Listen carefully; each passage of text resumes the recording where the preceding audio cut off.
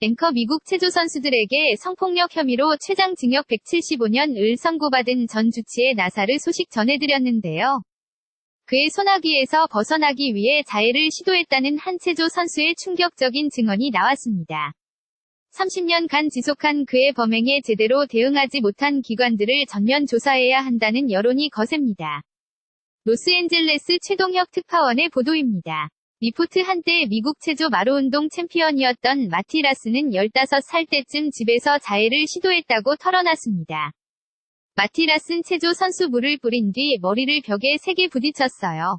부모님들이 들을 수 있도록 말이죠. 나사르가 의사로 있던 당시 미 체조 대표팀의 산실인 캐롤리 렌치 훈련장에 들어가지 않으려고 벌인 일입니다.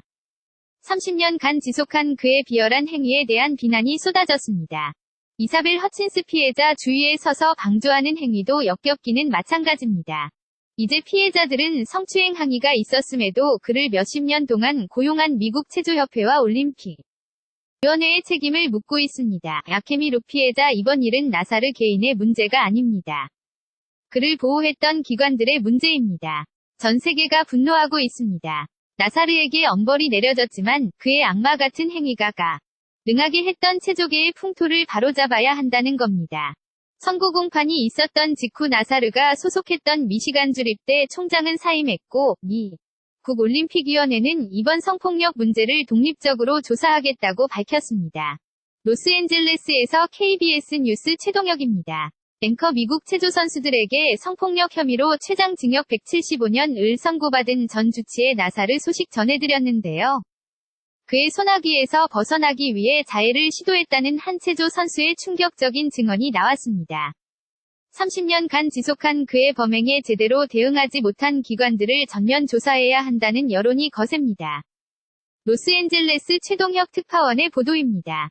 리포트 한때 미국 체조 마로운동 챔피언이었던 마티라스는 15살 때쯤 집에서 자해를 시도했다고 털어놨습니다. 마티라스는 체조 선수 물을 뿌린 뒤 머리를 벽에 세게 부딪혔어요. 부모님들이 들을 수 있도록 말이죠. 나사르가 의사로 있던 당시 미 체조 대표팀의 산실인 캐롤리 렌치 훈련장에 들어가지 않으려고 벌인 일입니다. 30년간 지속한 그의 비열한 행위에 대한 비난이 쏟아졌습니다. 이사벨 허친스 피해자 주위에 서서 방조하는 행위도 역겹기는 마찬가지입니다. 이제 피해자들은 성추행 항의가 있었음에도 그를 몇십 년 동안 고용한 미국 체조협회와 올림픽 위원회의 책임을 묻고 있습니다. 아케미 룩 피해자 이번 일은 나사르 개인의 문제가 아닙니다. 그를 보호했던 기관들의 문제입니다. 전 세계가 분노하고 있습니다. 나사르에게 엄벌이 내려졌지만 그의 악마 같은 행위가 강하게 했던 체조계의 풍토를 바로잡아야 한다는 겁니다. 선고 공판이 있었던 직후 나사르가 소속했던 미시간 주립대 총장은 사임했고 미 국올림픽위원회는 이번 성폭력 문제를 독립적으로 조사하겠다고 밝혔습니다. 로스앤젤레스에서 KBS 뉴스 최동혁입니다.